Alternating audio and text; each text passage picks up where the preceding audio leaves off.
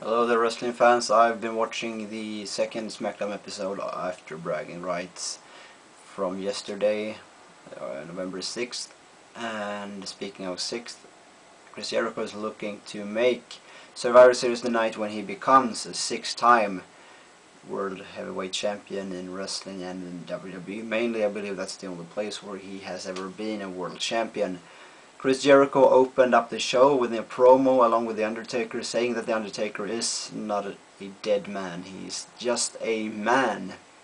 And as much as that probably is true, of course that's not how we want to portray The Undertaker. We want to see him as this paranormal creature that can do whatever he wants, that can play with our minds, and that can call for supernatural phenoms and phenomenons. However, this promo ended up with Chris Jericho trying to attack The Undertaker. Verbally, he got assaulted in the ring, he fled out, and I believe this was the only time tonight we saw both The Undertaker and Chris Jericho. And this SmackDown show was pretty good. It was a lot of matches, more or less only matches. We also had interviews with Rey Mysterio and Batista, building up for what we now know is a match, a singles match for Survivor Series between the two of them. Batista will face Rey Mysterio one-on-one, and the card is starting to shape up. However, we also know that there will be a traditional Survivor Series elimination match, at least one, as Mickey James was confronted in backstage with McCool and Layla, saying that she was a captain for her team, and apparently McCool was a captain for one other team, and I believe that's going to be a Survivor Series elimination match between the Divas. This is, of course, I think now they have the two triple threat matches for the world titles, and they have Rey Mysterio versus Batista. That's almost it. Maybe one more singles match, but the rest of it I believe should be traditional Survivor Series elimination matches, because that's what the pay-per-view is named after. The pay-per-view, much like a lot of other pay-per-views such as Royal Rumble, is named after the match on the pay-per-view that's featured each and every year. That is the tradition, so to speak.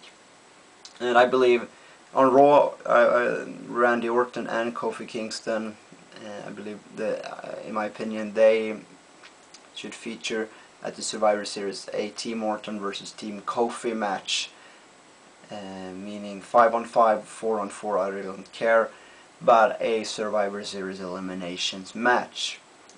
That means in that case that Raw has one match and that SmackDown has one match featuring the Divas. I would, however, want one more match at least. 2 is the very minimum, and especially if a Survivor Series elimination match isn't the main event, that's the minimum. 2, 3 matches perhaps. That's pretty a good dosage. Maybe ECW should have a Survivor Series elimination match as well. They could really use it. Still, we haven't heard anything of a ECW Championship match, and considering the fact that we didn't see any match at Hell in a Cell featuring the ECW Championship, and we didn't see it at Bragging Rights. We saw it at Breaking Point, we saw it at SummerSlam, but the match at SummerSlam was like 10 seconds long. So with that in mind, I believe that ECW should have some proper pay-per-view time. They have a lot of young talents. This is the perfect time. A Survivor Series match is a perfect time for young talent to give their time to shine, and that's also why I believe that SmackDown should have, apart from this Diva Survivor Series elimination match, they should have at least one more match to feature guys like Drew McIntyre, Eric Escobar, John Morrison, Dolph Ziggler, and guys like that, R-Truth, guys who need, and CM Punk, wrestlers who need to get pay-per-view time and who need to get to try their wings. Drew McIntyre has already had pay-per-view time in form of Hell in a Cell, where he wrestled R-Truth, but still this is a great way to give them time to get in the ring there, not all by themselves but by a team, but still get in there and wrestle in the ring and get pay-per-view time on their own. So I hope that they really push forward for more pay-per-view matches in form of those elimination matches, and also as an old fanatic fan, I believe that's how the pay-per-view should be built. I also have this idea that they could do a match with a little different concept, an inter-promotional Survivor Series match, not Raw versus SmackDown, because that would undermine the bragging rights match, but they could have a tag team Survivor Series elimination match. They had that in the 80s, I believe, maybe in the 90s as well, where only tag teams were allowed to enter. Then they had like 8 on 8, and when one of the tag team members were eliminated, the entire team left. However, this time they should let the tag teams enter by themselves. Take 4 tag teams, well, if Legacy isn't going to be a part of Team Orton versus Team Kofi, if we indeed have that match, I hope so. They could have a tag team like Legacy, MVP, Mark Henry, the Hart Dynasty, and Vladimir Kozlov and Ezekiel Jackson. 4 different teams entering, standing in one corner each, and the last team standing in that match, they are the new #1 contenders for the TLC pay-per-view in December. To be eliminated, both members need to be pinned. So to eliminate Kozlov and Ezekiel, you cannot only remove Kozlov, because then Jackson is still there, meaning the last remaining superstar or the last remaining tag team is the new #1 contenders. I don't think they've ever done something like this, but it would be very interesting to see.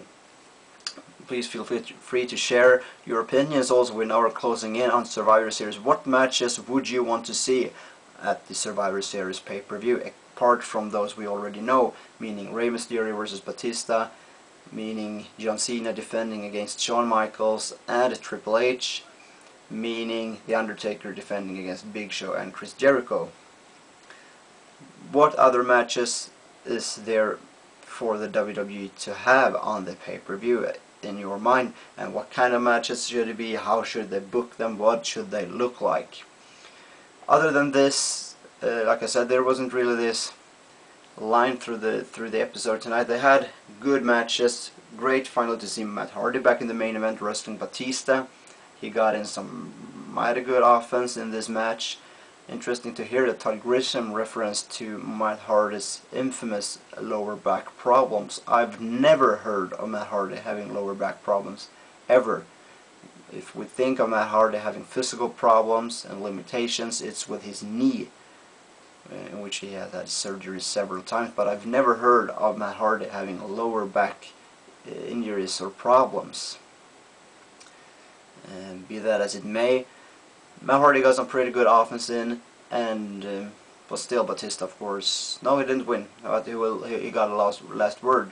Matt Hardy actually won by disqualification, and I must say Batista is looking really good as a heel. They should have done this a long time ago. However, one cannot question the timing. The timing was perfect. Batista is very over as a heel, and I'm not a big fan of Batista. I've never been. I've more or less loathed Batista, but I think he's getting into his own right now. He's looked very good since returning, has good matches, looked good physically, good intensity in the ring, and he's really looked motivated. So this heel turn as well is simply putting him more over than he's been in the last 2 years, in my opinion. Other than this, I must say one more thing about Todd Grisham. I was kind of bashed him here, but I think he looks like a nerd. He is a nerd, but since Hell in a Cell, I've started to respect and really enjoy Todd Grisham, especially when Michael Cole and Jerry Lawler tried to put him down so much at the Bragging Rights pay-per-view. Did I say Hell in a Cell pay-per-view before? I meant Bragging Rights pay-per-view when they were a trio.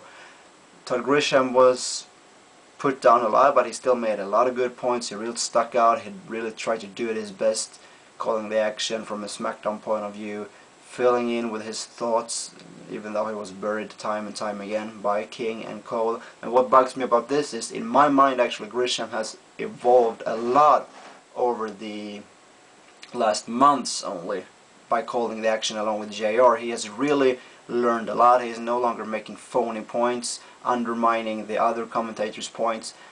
He's grown out to be very good, and what bugged me about the Bragging Rights pay-per-view was how they tried to put him down. Especially Cole gloated a lot on trying to put him down along with the King.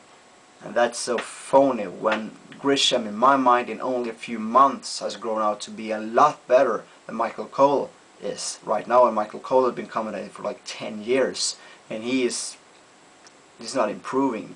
He's getting worse week by week. He simply doesn't have it. Todd Grisham, in my mind, really does have it. He has learned a lot, like I said, from JR, calling the action with him. And yeah, great. One more thing about tonight, one shocker, R-Truth defeated CM Punk.